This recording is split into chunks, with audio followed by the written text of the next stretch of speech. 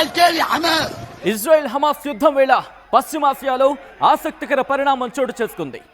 గాజాలో హమాస్కు గట్టి ఎదురు దెబ్బ తగిలింది. హమాస్కు వ్యతిరేకంగా గాజాలో పాలస్తీనియన్లు రోడ్డెక్కారు.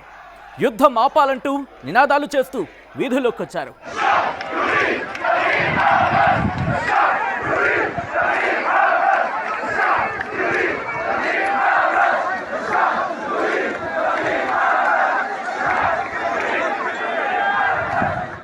ఇజ్రాయెల్ హమాస్ మధ్య యుద్ధం కారణంగా గాజాలో పరిస్థితులు ఆందోళనకరంగా మారాయి. అనేక మంది పాలస్తీనియన్లు ప్రాణభయంతో శిబిరాల్లో తలదాచుకోవాల్సిన దుస్థితి ఏర్పడింది. ఈ క్రమంలోనే హమాస్కు వ్యతిరేకంగా పాలస్తీనియన్లు నిరసనకు దిగారు.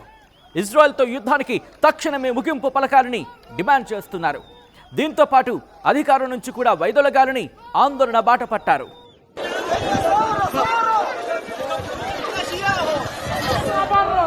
برا برا برا حماس برا برا برا حماس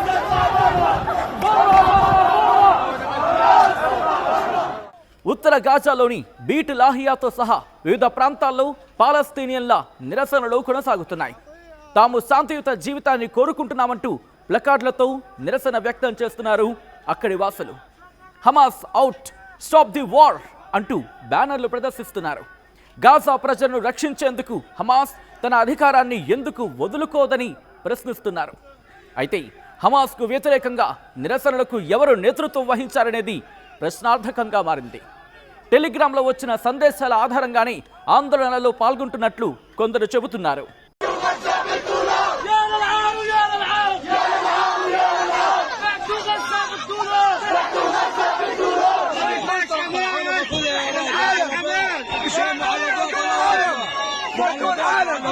امريكا عشان نوصل رساله انه احنا شعب مسالم، شعب مسالم، شعب مسالم، بدنا نعيش اقل مطالب الحياه، بدنا نعيش وصلوها لجميع الامه، لجميع القياده، لجميع الامه، لابد للسجان ان ينكسر. 2007 నుంచి గాజాను హమాస్ పాలిస్తోంది. హమాస్ మెరుపు దాడుల కారణంగా ఇజ్రాయెల్తో యుద్ధం ప్రారంభమైంది.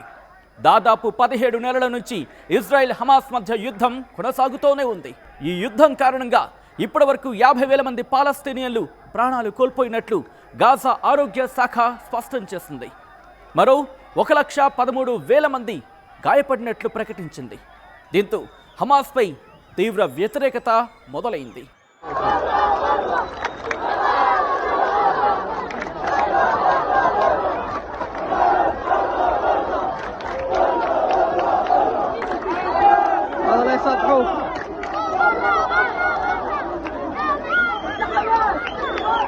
ఇక గాజా నుంచి వ్యతిరేకత రావడంతోనే ఇటీవల తొలిదశ కాల్పుల విరమణ పొడిగింపును హమాస్ నిరాకరించింది.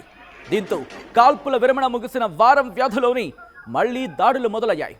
టెల్ అవీవ్ దాడులను కొనసాగిస్తూనే ఉంది. ఈ దాడుల్లో దాదాపు 673 మంది ప్రాణాలు కోల్పోయారు. ఈ క్రమంలోని మిలిటెంట్ సంస్థపై పాలస్తీనా వాసులు తీవ్ర ఆగ్రహం వ్యక్తం చేస్తున్నారు.